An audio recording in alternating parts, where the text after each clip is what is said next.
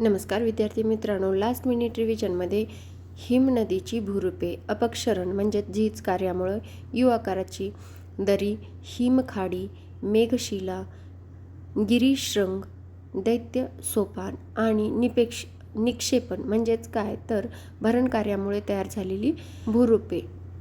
हिमोड, हिमोडगिरी, हिमोडकटुक, कंकतगिरी आणि drumlin.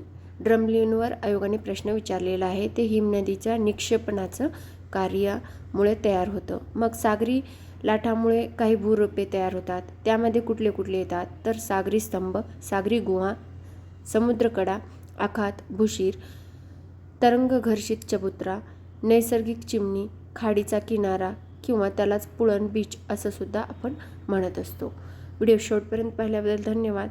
Video आवडला तर लाईक करा, चॅनलला सबस्क्राईब करा आणि जास्तीत जास्त गरजू मेहनती जिद्दी विद्यार्थ्यांपर्यंत हा व्हिडिओ पोहोचवा.